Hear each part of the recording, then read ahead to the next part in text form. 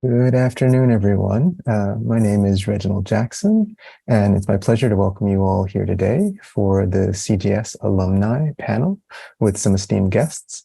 We're doing this in a webinar format, and so we're only online today, but I would encourage you all to submit any questions you might have over the course of the event via the Q&A function at the bottom of your screens. So, as I mentioned, my name is Reginald Jackson. I'm the director of the Center for Japanese Studies here at the University of Michigan, Ann Arbor, and I'm also associate professor of pre-modern Japanese literature and performance in the Department of Asian Languages and Cultures. And as many of you are aware, we're celebrating this year at the Center for Japanese Studies our 75th anniversary year.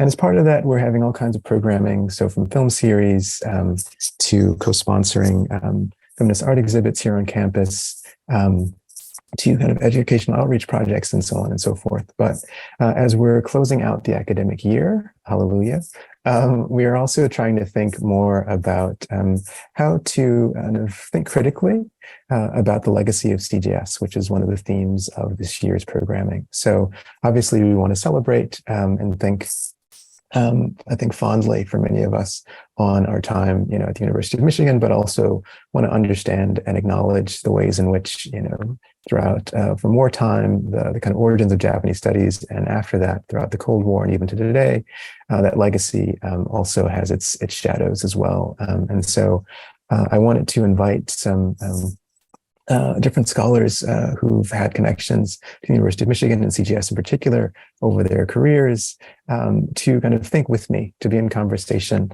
about what that means, what Japanese studies is, what it could be, what it's meant to them from their time as a student and the earlier stages of their intellectual formation, but then today as well, when they're doing work as scholars, as outreach coordinators, as administrators, and the types of work that they're doing, I think, in really inspiring ways, both within the academy and beyond the academy. So with that, one of the things that I'd like to do here is invite all of you to listen and to participate in the latter half. But I'm going to start by introducing our first speaker, Professor Melissa Van Wyk of the University of Chicago. Professor Van Wyk is assistant professor in Japanese literature, having taken her PhD from the University of California, Berkeley. But once upon a time, Professor Van Wyk was also a student here at the University of Michigan, which is where I met Melissa and was really incredibly impressed, not just by her skills as an intellectual, but the real sense of community and commitment that she brought to fostering community here on campus. As a leader of the Japanese Studies Interdisciplinary Colloquium, she was nominated as an outstanding graduate student instructor during her time here. It's also a Fulbright Fellow, has a really storied career, I think, as an academic, as a student, and is now building her legend elsewhere as she does research, particularly on misemono, spectacle shows, kabuki, thinking about disability in really interesting ways, bringing together disability studies, but also early modern literary and performance studies. So I have more to say about Melissa, but when I was thinking about people who might join us today, she was among the first in the list, partially because of her commitment as a student here, but also the ways in which she's kind of expanding our sense of what Japanese literature could be and performance studies could be, and putting it in conversation in really interesting ways. So with that, Melissa, if you wouldn't mind.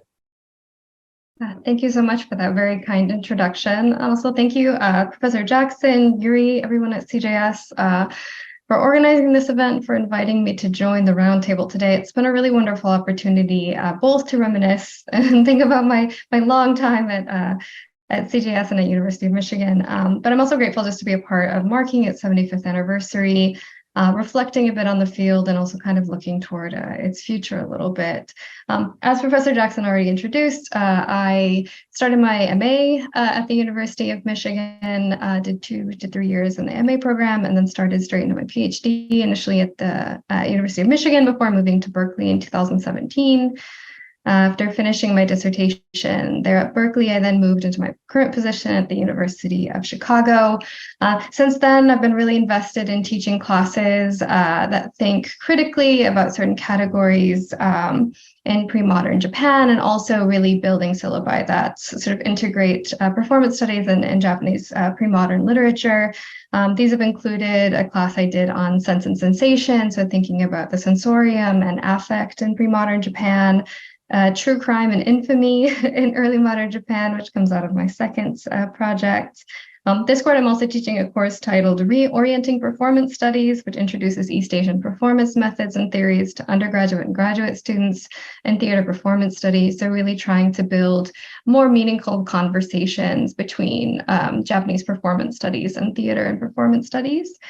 I'm also teaching a graduate seminar entitled Remembrances of Things Past, Japanese Classics and Modern Literature. So trying to really think about across this divide of the Meiji period and putting classical text in conversation with modern text, but also thinking about what that means for the sort of internal discontinuities of the Japanese literary canon across that time, and also how the classics have been really used to reimagine alternative futures in contemporary Japan.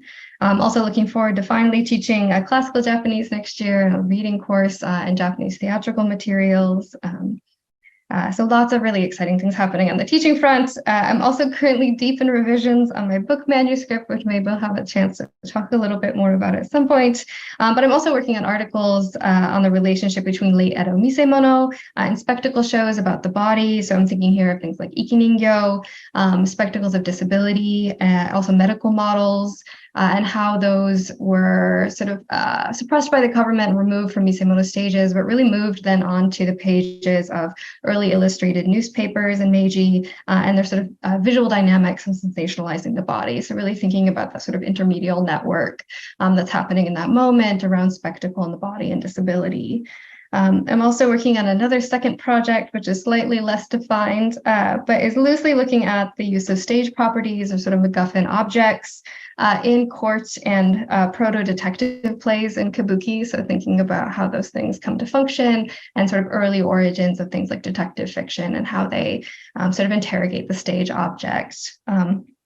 So I don't want to take up too much time. That's kind of the overview of some of the things I've been doing in the past couple of years, some of the projects that I've been working on in my research, but I'm happy to talk more sort of later in the talk as well. Thank you so much. Wonderful. Thanks so much for that research overview, Melissa. We will absolutely talk more about your research and trying to think more about some of the connections you're trying to make and already making great headway in doing. So with that, I'd like to just give a brief introduction to our next panelist, who is Bradley Hammond, who's joining us from the West Coast. Hi, Brad. Many of you know Brad, very fond in our CJS hearts, not just as a former MA student and graduate of the program, but also the former staff member of the Center for Japanese Studies. Brad, like Melissa, is amazing. And one of the things that I'm grateful to Brad for most recently is serving as an interpreter for one of our events with Hayashi-san, the kokeshi maker, most recently, and also leading us in a really quite remarkable kind of reflection exercise as part of the 75th anniversary time capsule, and thinking really not just critically but ethically about kind of what it would mean to kind of try to imagine Japanese studies, particularly at the University of Michigan, given its history of discrimination on the one hand, and its kind of role in the context of militarism in Asia. And Brad was really great at that. I'm also really grateful to Brad for doing so much of the research, archival research that's led to so much of the information that's currently on our website about for the 70th anniversary, but also thinking about things like the politics behind language instruction and so forth, and how that then also shapes kind of our sense of how Japan and Japanese studies fits into the broader context. Brad wears many hats. He is, in the best possible way, I think, an organic intellectual. So besides having, killer Japanese language skills as a translator and interpreter, he's also worked for the University of Tokyo, for Toyota Motor Company, and is the founder and director of Engage Japan LLC. One of the things we'll talk about with Brad and Professor Dyron Dabney is the role that student engagement and study abroad, how that plays into this broader kind of Japanese studies landscape. And Brad, for all of those reasons, I think is a really great interlocutor. So without further ado, Brad, if you wouldn't mind talking a bit about what you do and why you do it. Absolutely. Thank you so much, Professor Jackson, for that kind introduction. And thank you to all the CJS staff for bringing us together today. I'm going to share my screen. Can everybody see my slides okay? Okay. So as Professor Jackson kindly introduced, my name is Brad. I use he, him pronouns. And I've been working with CJS in various ways for a good 10 years now. I'm a graduate of the CJS MA program, and I also spent 4 of those years on staff at the center. I left Michigan in 2019 to move to Tokyo with my wife, Sarah.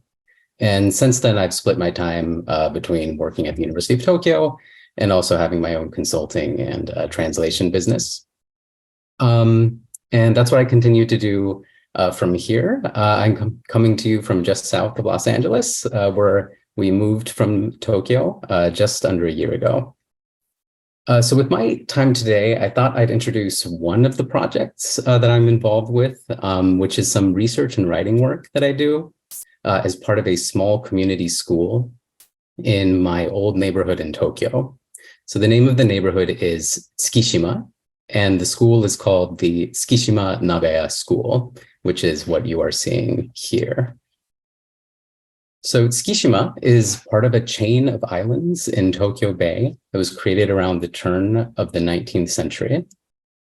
And these islands were created originally to house factories and factory workers. So the main mode of housing there are these cheaply made wooden row houses, which are called nagaya in Japanese. So the Tsukishima Nagaya School was created inside this particular nagaya in the neighborhood, which dates to right after the Kanto earthquake, so like 1923, 1924. The first floor serves as a meeting space for the Nagaya School, and tenants live on the upper floors, the upper 2 floors. At one point, my wife and I were said tenants along with our cats. So these are our cats hanging out. So Tsukishima is not the only place in Tokyo where you can find nagaya, but it is among the last where you can find so many nagaya so close together. And the reason for this is that the island really miraculously was not significantly damaged by the US fire bombings of Tokyo during the Pacific War. And so this basically meant that a long-standing, fairly low-income working class community managed to survive the Pacific War right in the heart of Tokyo. So the origins of the Tsukishima Nagaya School lie in the early 2000s when downtown Tokyo started seeing a boom in luxury high-rise construction and gentrification. So in Tsukishima, that meant the demolition of entire blocks of nagaya, like these you're seeing here, as well as the displacement of many elderly and low-income residents who live in these blocks to make way for much more expensive housing in these 50-plus story skyscrapers. So in response, the Tsukishima Nagaya School was founded by an architecture professor named Hideaki Shimura, who was born in Tsukishima and lives in the neighborhood. And the main thing that we do at the Tsukishima Nagaya School these days is publish this magazine, the Tsukuda Tsukishima Community Journal. And the goal of the journal is to leave behind a kind of grassroots telling of the neighborhood's history and to create a counter narrative to real estate developers who portray the neighborhood typically as kind of shabby, outdated, even dangerous. So every issue collects oral histories, scholarship about the impacts of redevelopments, all kinds of great stuff. And it's all written by local residents. These are some photos of our editorial meetings. So the main,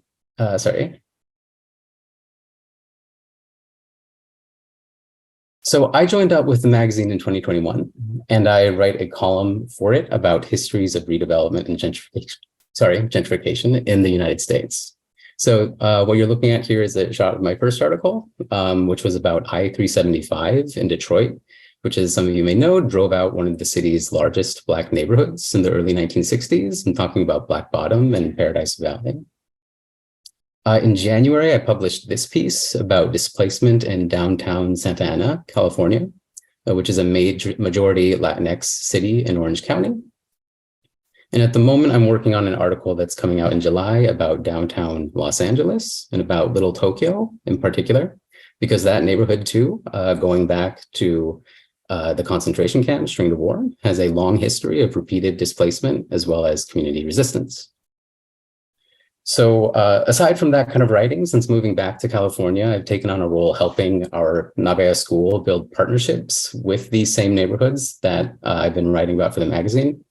And I'm also working with Shimura Sensei to generate more scholarship in Japanese on downtown gentrification.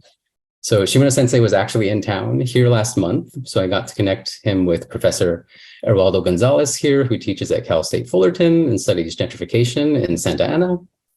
We took a walk with our friend Idalia here, who fights for the housing rights of Santa Ana's large undocumented community. And of course, we traded notes with the Little Tokyo Community Council in LA because they help manage the National Historic Designation that helps protect the core of Little Tokyo from redevelopment today. So to wrap up, although I'm not even living in Tokyo at the moment anymore, the work we have been doing with the Nagoya School and the Tsukishima Community Journal remains a really precious part of my life. So I really appreciate the chance to share a little about it with you, and I'll leave things there.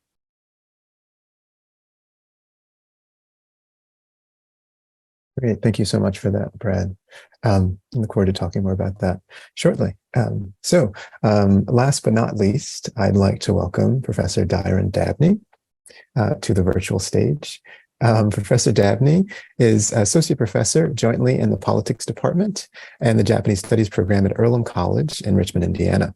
He's also the Jackson Bailey Memorial Endowed Chair and Director of the Japan Study and the Institute for Education on Japan. His research and teaching interests include campaigns and elections, political parties, political participation, and elite politics. While specializing in Japanese politics, Professor Dabney's research and teaching interests invite comparative analyses of Japanese and American politics, culture, and society. Professor Dabney's present-day research is motivated and informed by interdisciplinary studies that bring into focus gender differences in political participation and behavior.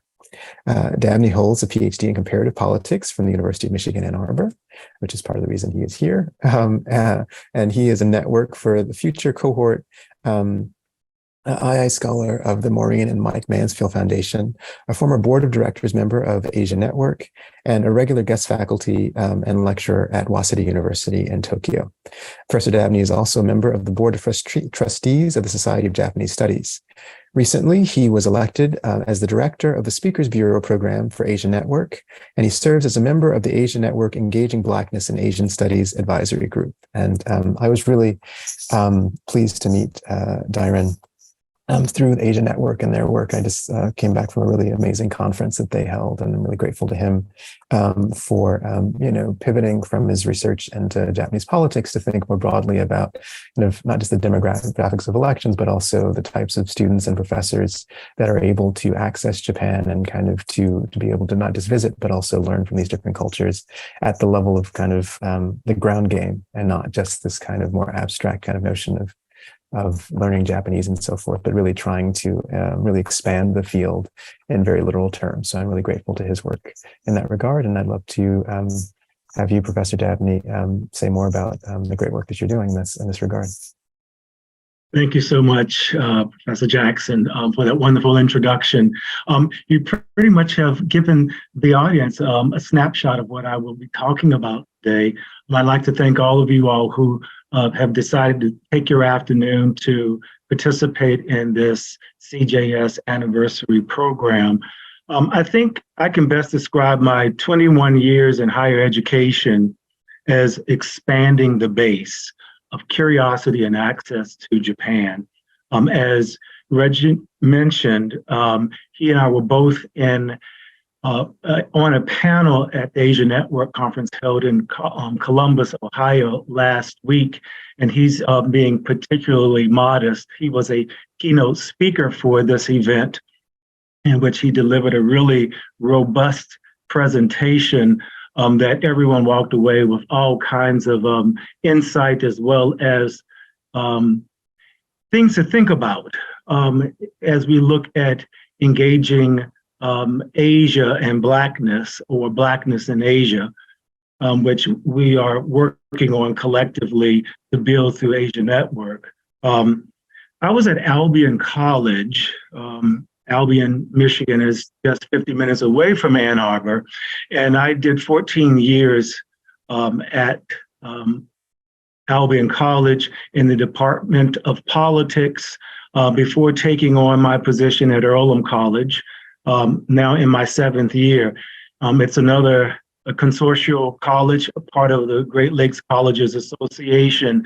And as a scholar of politics, deeply invested in teaching and research about Japan, particularly Japan, but more broadly, East Asia, I didn't expect my academic orbit to land in liberal arts. I think so often those who are educated at research one institutions, some expectation that the academic rigor that they have achieved from these institutions should only be directed into other institutions that are of similar yoke.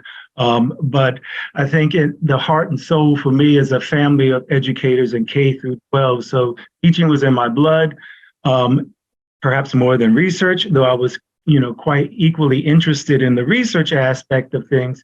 Teaching was really important to me. And I think one of the most important aspects about the teaching was how to introduce Japan and Asia to liberal art colleges that perhaps didn't have it as part of the curriculum.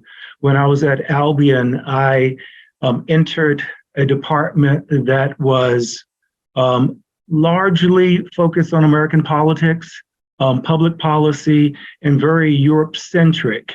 I was the first person to bring a Japanese politics or contemporary politics course and Asian politics course to the department curriculum, which is kind of, in its way, meeting that expression, expanding the base of the department's, politics department's curriculum.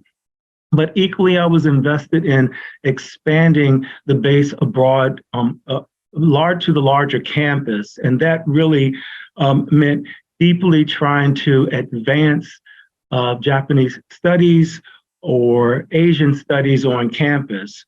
Courses identified in Japan across the disciplines were my primary mission. And for a while, there was some success.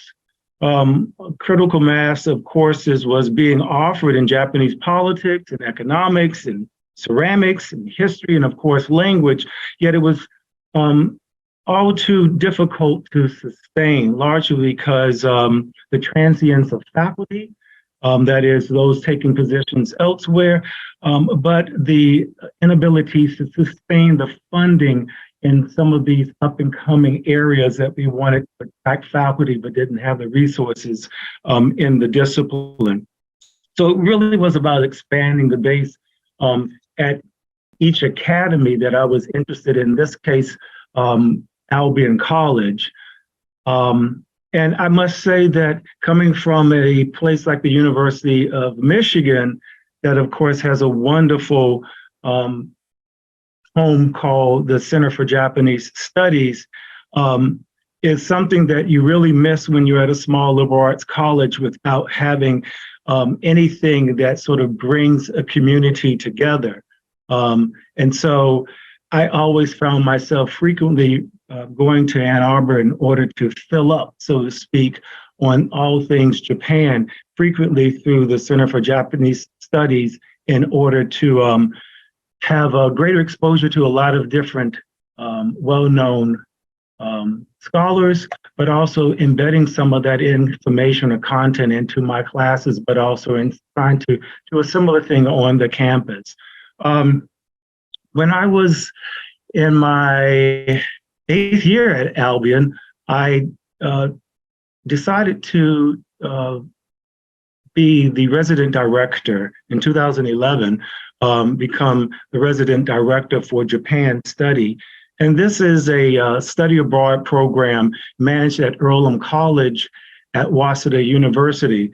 I had no idea that later on in 2016, I would be tapped as the director of that program, but that is such the case of life, and serendipitously moving into that area. And so in 2016, I made the move to Richmond, Indiana, to Earlham College, and became the director of the Institute for Education on Japan, but also the director of Japan Study, the program that I was a part of in 2011, as well as another program internal to Earlham College. IEJ, Institute for Education on Japan, in many ways was its own CJS, but on a much smaller scale. But I had ambitions of attempting to try to build this program and expand that base once again, or more broadly. So as director of IEJ and Japan Study, my mission has been to expand the base of curiosity, opportunity, and access for first-generation students, non-traditional students, students of color, and students with high financial need. It wasn't just to simply encourage students to think about study abroad, but intentionally create a diverse cohort through the program Japan Study that I ran, but also getting the kind of funding support that would make it possible for students frequently unable to attend. So expanding that base entailed also expanding funding for these opportunities. And one of the things I sort of dipped my toe into as a result of my position was fundraising. I never thought I'd be in institutional advancement or fundraising, but that is the course of things in order to expand the base of opportunity.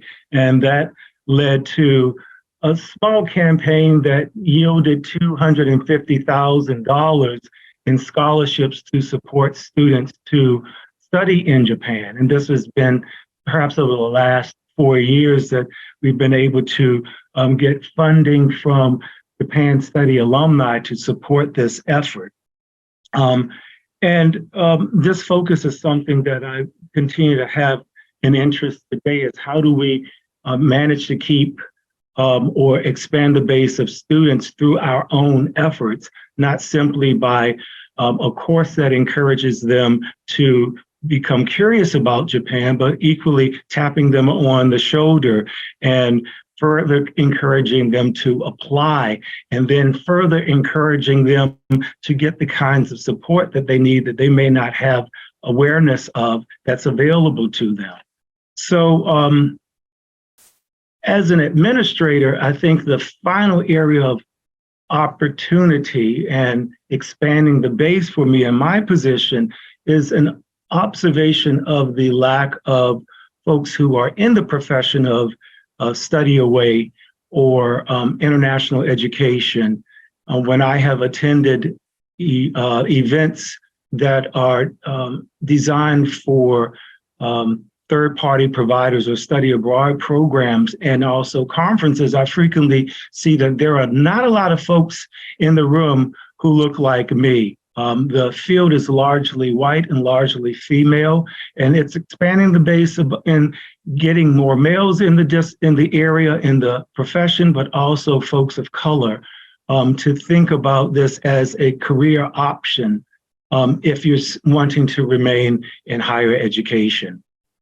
So that's largely kind of been my evolution in the expansion of the base for opportunities in Japan. Thank you.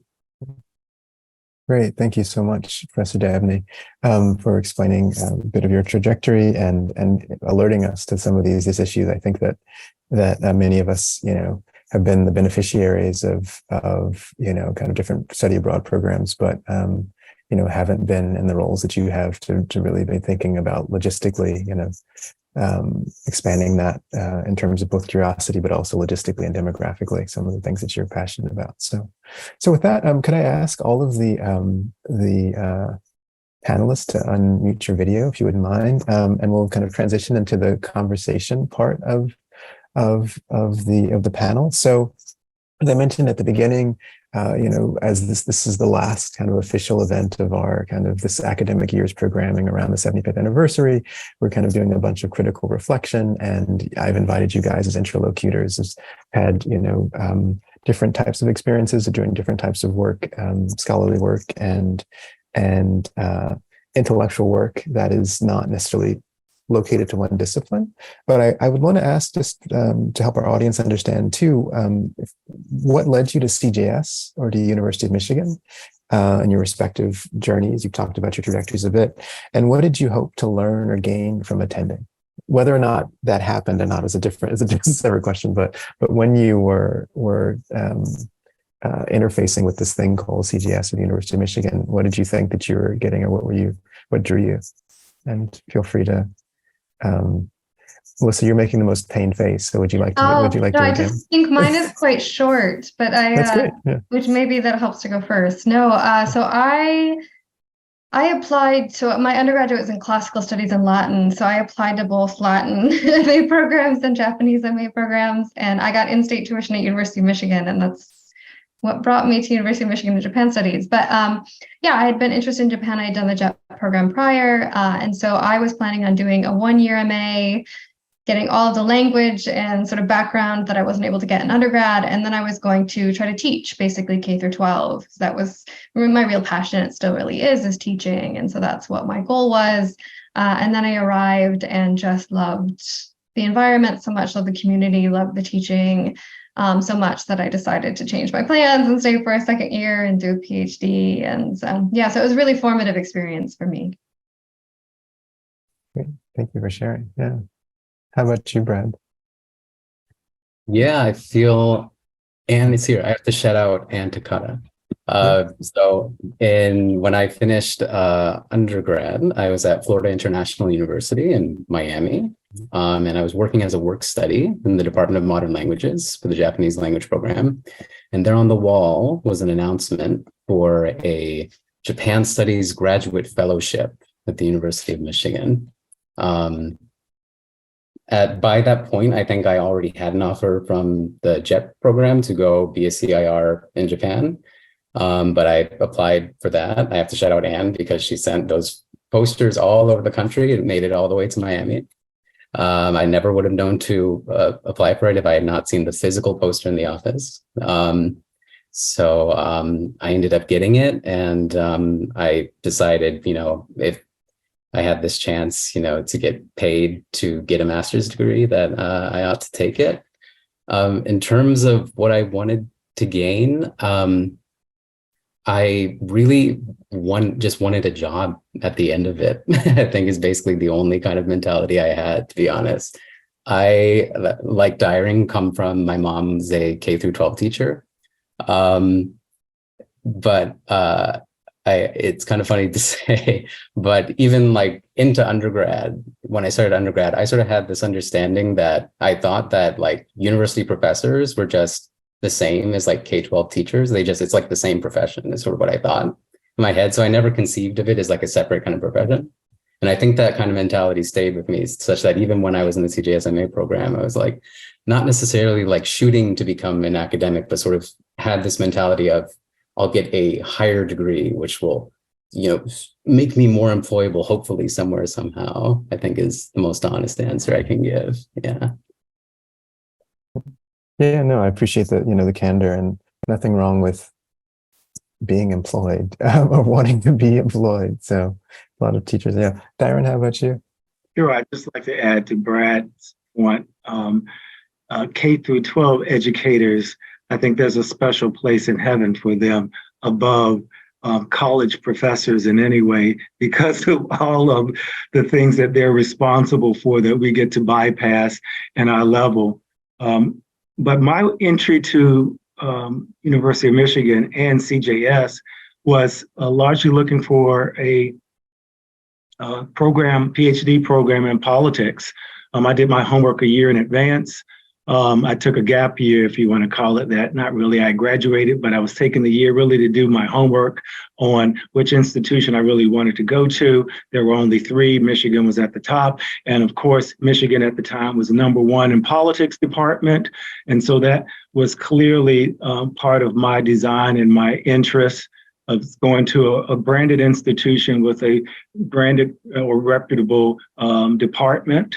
CJS was the cherry on top for me because I knew it was going to be Japanese, that I would focus on Japan in general, Japanese language, and University of Michigan had it all, from the institution and the curriculum to CJS to an advisor that I wanted to work with, that all sort of collectively came together for me at that time in making my decision.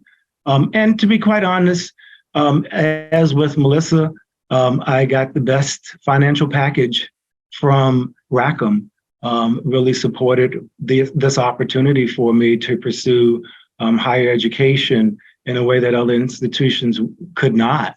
That was the final deal maker for University of Michigan. I hadn't really defined my agenda yet for graduate school.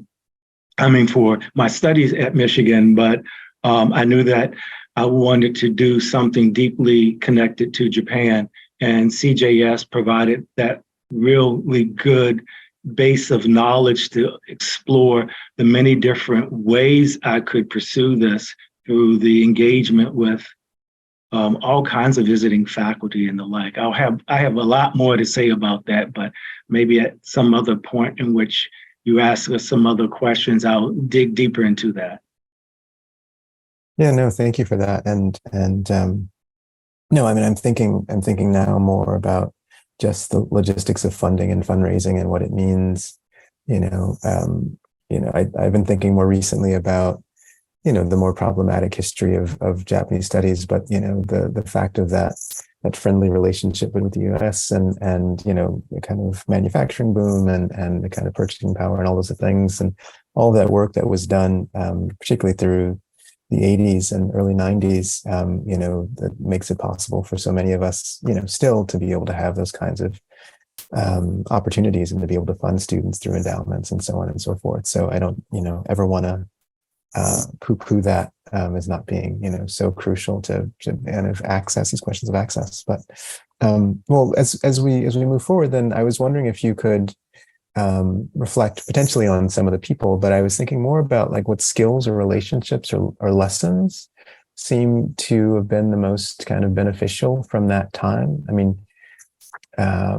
If there are things that stand out in that regard, that you think that still seem to animate some of your thinking or some of the work that you're doing. Positive or negative, actually, I think is fine. Yeah. I would like to say perhaps exposure to a variety of intellectual curiosity and appreciation for a variety of intellectual pathways that were possible through the brown bag sessions that, I don't know if CJS still does the brown bags, but at least once a week, this was an occasion to kind of get intellectual sustenance, but I must say equally to fill my belly because there was always some kind of snack, and on the graduate student budget, it was wonderful to have a place to go for lunch, but also to learn while enjoying having something to eat. I think the Toyota Visiting Scholars Program is definitely something that became very important in understanding these broader connections of Japan between businesses or manufacturing companies and their places and a place in our community. There used to be a Toyota center training center in Ann Arbor. I don't think it's there anymore, but certainly earlier on there was. And that was a way that we found these different connection points between the community, that is the academic community, but also the business community in different ways. And the support of a Toyota visiting professor through Toyota was really critical for me in getting the exposure to a lot of variety of scholarship. I actually have the Toyota visiting faculty or professor program to thank for introducing me to a professor, a visiting professor, whom I'm still in contact with now. And that's the case for a lot of those faculty through this program that I remain in contact with. He introduced me to a think tank that changed the trajectory of my research, and in many ways allowed me to get access to people and places and things that I would never have had without his support. I don't know if anyone's aware of the Matsushita Seikei Juku or the Matsushita Institute for Government and Management that has created a number of politicians over the last 20 some years, but I was there on the ground floor when they were beginning to produce their politicians from the local level on up through to the national level. And they became my research foci in many ways. I use them as my research subjects to do my dissertation. Very and cool. They gave me a full 2-year scholarship or funding to do that research. So it's amazing how something that seems as simple as a contact with one person that you met during a talk or a lecture, and more engagement during that year or semester that that person was on campus can affect your life in such a substantial and long-term way. That's great. I had no idea, Dyron. Thank you for sharing that. That's amazing. I'm glad that worked out. And I think that, serendipity plays a huge role in some of these. I mean, obviously the funding that allows for the serendipitous things to take place is key too. But yeah. Melissa, do you have things that Yeah, no, I completely agree with what Dyron was saying. I was also going to bring up the brown bag lunches. Like, that's what I remember about the community at CJS and just how well attended they were. And then getting to go out to lunch with the speakers very often as grad students was such a great opportunity to get to know people that I've now talked to and, met in other contexts and continue to work with. And also the Toyota visiting professor, right? Having someone there for the entire year, it felt like a really sort of deep connection that I feel like is not always the case, right? Both being able to take classes, but then very often them doing research projects on campus that we got to be involved with. And I also wanted to bring up the film series because that was an amazing part of my experience, like exposed me to a lot of Japanese film that I've continued to use in classes or, been able to use with students to get them interested in Japan as well. So really just the opportunity to explore, right? To speak to people in a variety of different disciplines, in a way that's continued to shape how I engage. Because I think once I started the PhD program, you have so many pressures, and increasingly, as we have caps on the number of years in which we can actually work, we don't have quite as many opportunities to really just expand and take classes, right, that aren't within our discipline or don't seem to be serving our direct purposes. And so really having the time in CJS allowed me to just take a variety of classes and was structured to allow me to explore some of that during that time. And I really appreciated that later in my academic career. That's great. Yeah. No, I think the exploration part and just the range is something that we're trying to. So they're not called brown bags anymore, but the new lecture series that Alexis, who is helping to curate now, is kind of legacy of those times. And I think that, one of the things that we've tried to do along these lines is, obviously to have kind of established scholars and up and coming scholars as well present there, but also to have things that, might appeal to folks, who aren't necessarily academics, but to kind of take seriously that. And I think that some of those entrees into Japanese culture right, are actually kind of coming in some ways through some of those things that seem to be less capital A academic, but also really in some ways therefore can still really spark some of that curiosity that you've spoken about. But Brad, do you want to think a little bit about some lessons or skills that seem most valuable besides being able to see lots of films and translate things and dig around in archives and such? Yeah, I would echo that. Melissa and Dyron, for example, all the folks that we just, happen to meet by virtue of sharing the same space. But I guess the one that comes to mind is like, this is true of me both as I feel like as a master's student first, and then later as a staff at the center, especially coming from Miami, where I was at it was basically a commuter school that is, like primarily minority serving institution that, is like, compared to Michigan, like vastly under-resourced, very different, array of things that are available. Coming to CJS as an MA student, I sort of had this realization that an institution is a platform. Like it can be a platform for you to do things. So, I mean, earlier I was, very honestly saying like, I just wanted a job, but it's really, coming into CJS when, I get this realization, especially after I completed an internship in Japan, in Northeastern Japan, coming back to the program for the second year. While I was there, I realized, oh, I'm not just Brad. I'm Brad with the Center for Japanese Studies. And this comes attendant to it like a network of people who might, work with you in pursuit of certain, scholarly pursuits, or there's funding available for certain things. And so the very concrete form that took is, I think, Melissa, did you and I run JASIC together that year? I think maybe it was it literally was.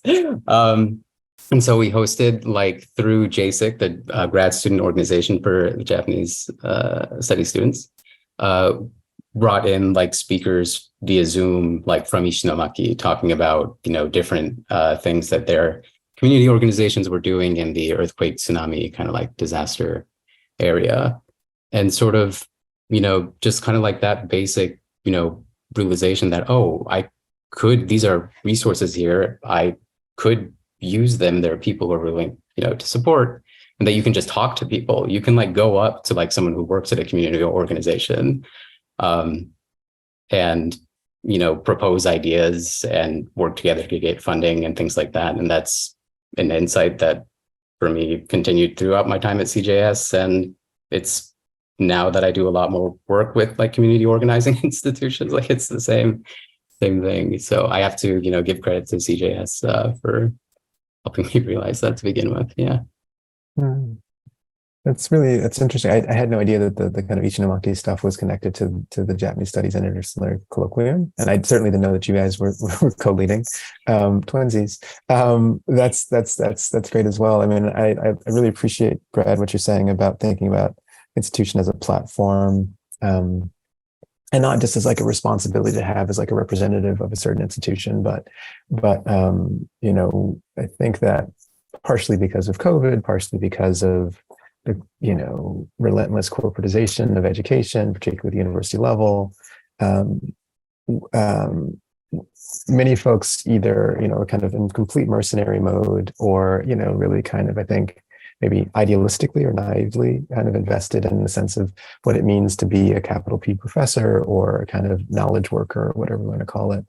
But one of the things that I've appreciated about some of the work that you're doing, with things like community revitalization and so forth, is to use some of those skills in terms of research, in terms of language, in terms of network building to actually for good and not for evil, first of all, and to really try to, again, not take a narrow view of what it means to do work inside of a university or inside of an institution. I think too often we tend to reduce that to, kind of how thick is one's bibliography, as opposed to, right, what can I use in terms of, redirecting or capitalizing in a more beneficial way on the resource of the university to kind of help folks who are trying to, enhance their communities, right? And I think that that's one of the things that's really, so we should thank you guys for doing that. with our money. No, I'm teasing. But doing that, I think, is really valuable. So along those lines, then maybe can we head towards the end, and I see there's a couple questions in the Q&A that I want to get to as well. But one question I had was just what kinds of contributions or interventions are you attempting to make in your work and why? And I think you've actually, in your self-introductions, you've talked a little bit about the type of work that you're doing in terms of expanding notions of, kind of how we think about kabuki or early modern performance, say, or study abroad at a very literal level of what you're calling, Dyron, expanding the base demographically, but then also in other ways as well. So I guess I would ask instead, if you were to imagine an ideal Center for Japanese Studies, I mean, particularly moving forward, I mean, one of the things that you helped us with, Brad, a few weeks back was thinking about, in the next 75 years, if we're all lucky enough to survive the locusts and the global warming and all those other things and be around, if you were to imagine an ideal Center for Japanese Studies, either here at Michigan or elsewhere, what would it do, or how might it train students or interface with various constituents that are inside the academy or beyond the academy? If you can muse on that a bit, and then we'll take some questions from the audience. Yeah, feel free to unmute and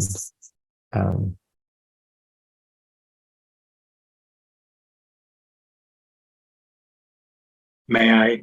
Yeah, please jump in. Please. Okay. Please.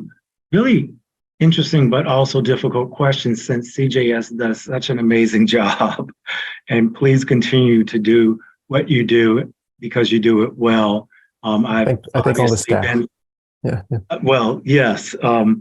Obviously monitoring and bearing witness to all the things that are happening at University of Michigan as an alum, but also intimately tied to Center for Japanese Studies. You all just continue to do amazing things.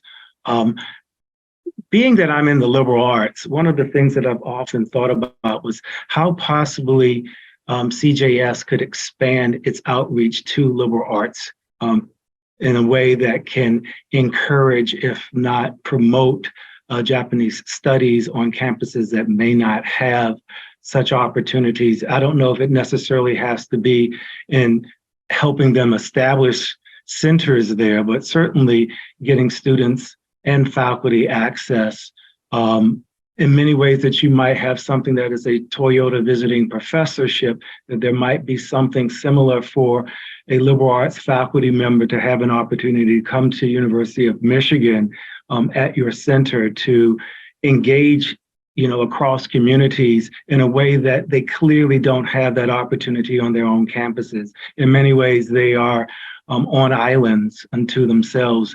There aren't a lot of folks doing Japanese studies on many of these campuses. You may not even have a Japanese language department or language being offered.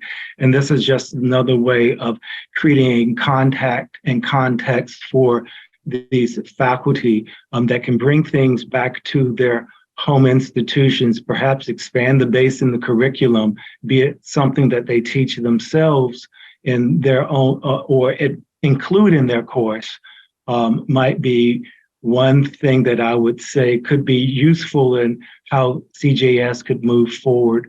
Another thing may well be utilizing existing networks with Japan Society. Well, I'm sorry.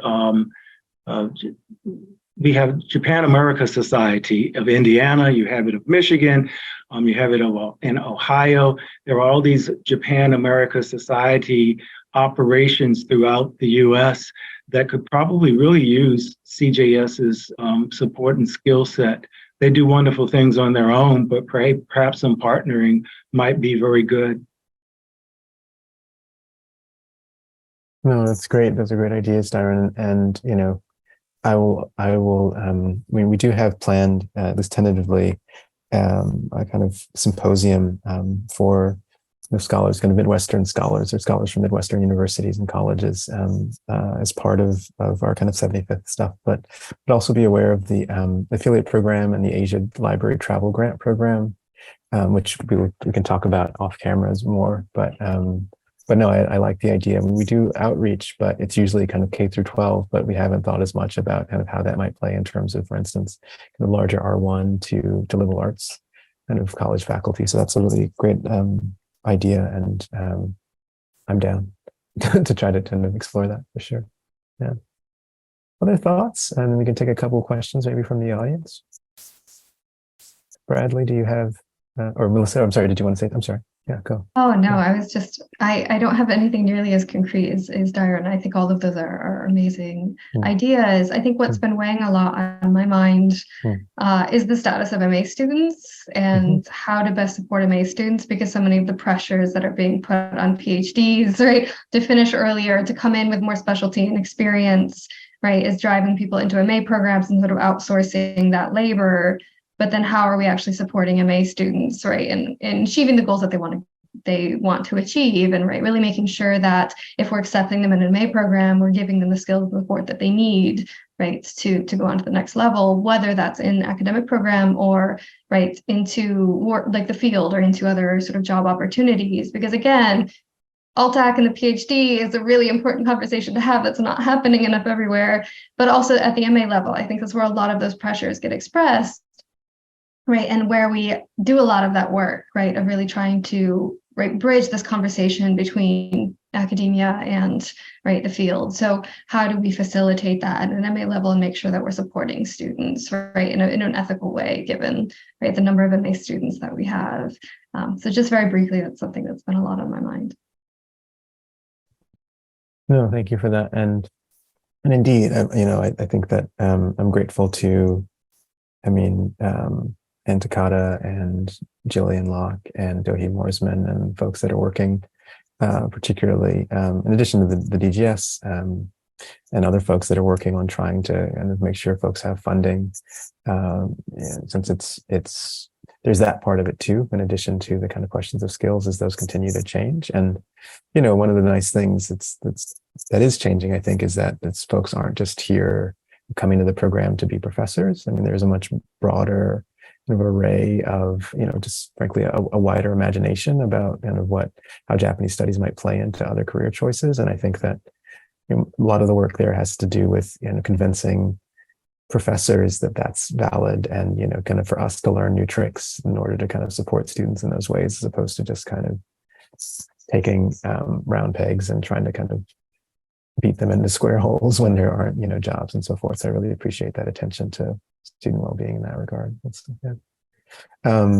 Brad, I'm sure you have fascinating things to say, but maybe maybe you can kind of respond to one of the questions that we're moving to, and then we'll try to wrap up in the next 5 to 10 minutes, if that's okay.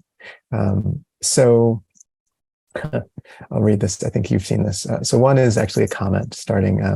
This is from looks like this is Karen Tompkins Takahashi, who says, just wanted to say hi to Melissa and Brad.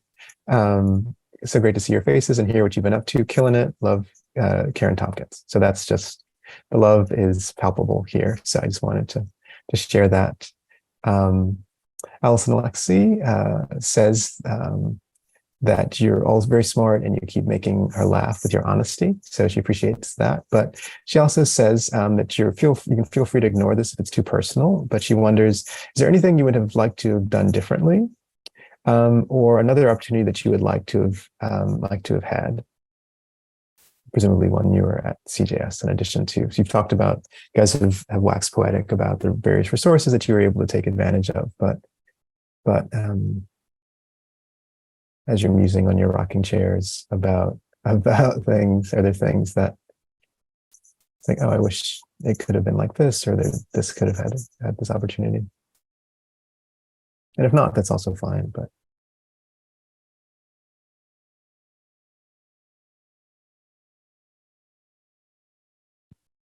No opportunity was wasted on me when I was at. Right, like I ate well, and I got a 2-year fellowship. So Dyron says it's fun. Yeah, and I do see one person in the audience that I want to give a shout out to, my dissertation chair advisor and friend, John Campbell. Oh, sure. Hi there. Hi, Jim. Yeah, thank you for joining, Professor Campbell. Yeah, things that come to mind. If not, that's also fine.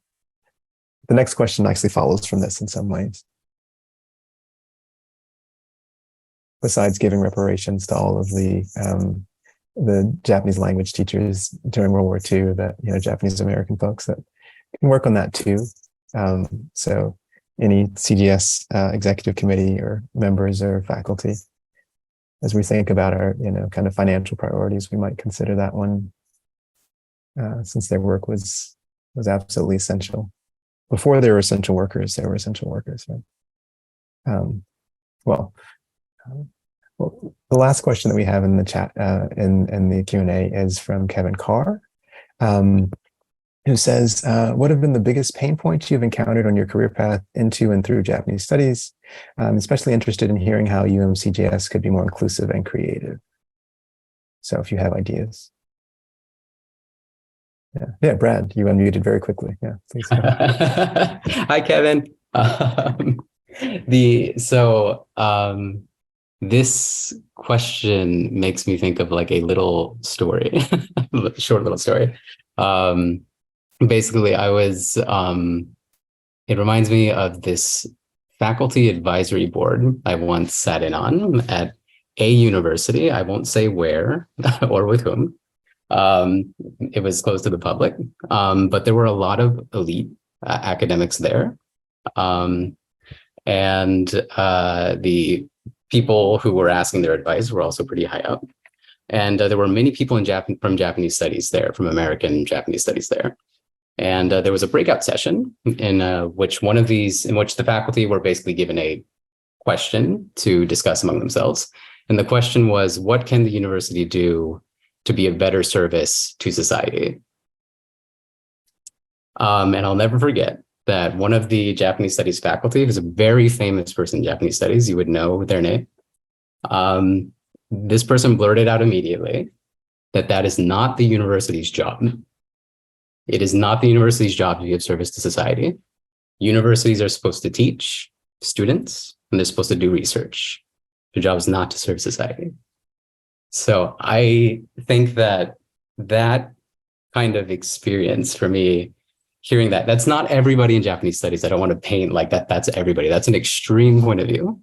But I do think that it is a point of view that is there. It's a strain that's in there. I think a lot of the work that Reggie is doing, it's kind of baked into the DNA of the field in some ways. That's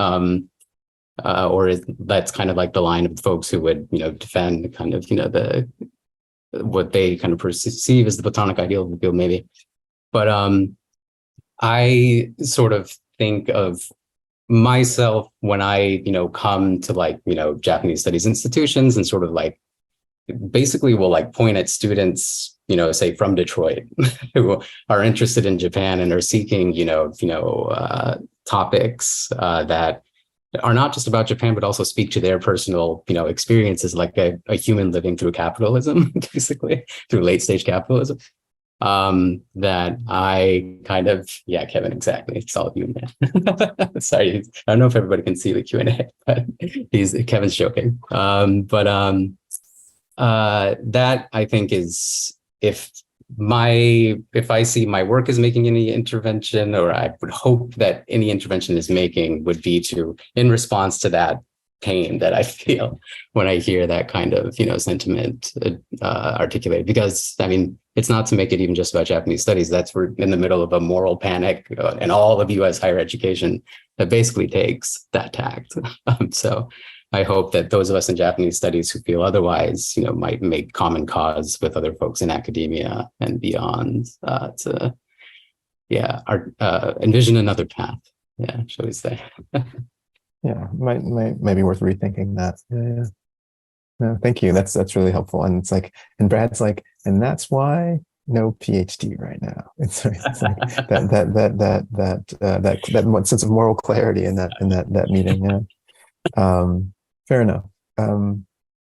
Other thoughts from Dyron or Melissa? I mean, the idea is not for you to necessarily kind of, bare your souls and talk about the trials and tribulations in our remaining, 2 minutes. I wouldn't presume, but I think at least in terms of, kind of final thoughts that you might have before we close out today.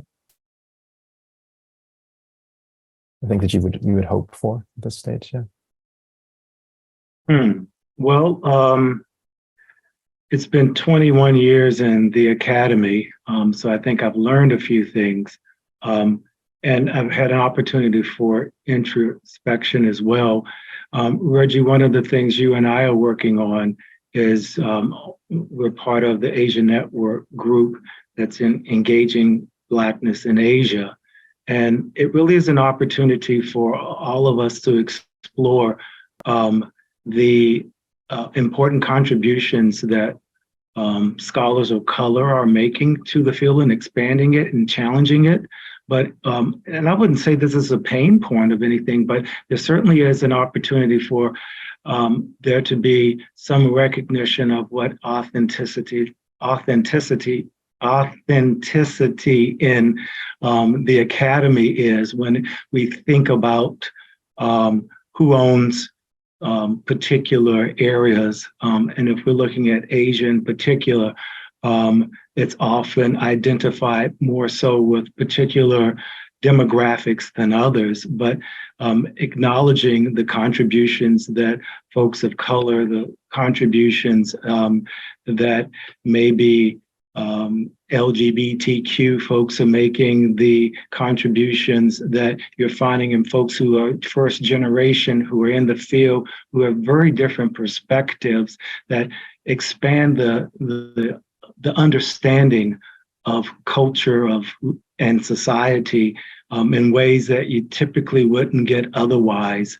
And it's not a pain point, it's actually a celebration point more than anything else. And I also believe that we're seeing more folks beyond, the typical white male or female in the academy or in the profession where they are engaging Asia than ever before. There's still quite a lot of ownership of it that that's in the hands of a few, so to speak, as having been identified as the authentic source of knowledge, and how we're able to expand that base is really important. Great, wonderful. Well, thank you. I think at this point we're past time because we're having so much fun. So I want to try to be respectful, but suffice it to say, lots more to say, but I want to thank all of you, Professor Dyron Dabney, Professor Melissa Van Wyk, and fashion icon and global citizen, organic intellectual extraordinaire, Bradley Hammond, for participating today. It's been great to see you guys and hear what you're up to, then also to kind of hear your thoughts about your trajectory, and as well as your thoughts about kind of how we might kind of continue to, hopefully do better moving forward. Using the institution as a platform and trying to expand the base in various ways.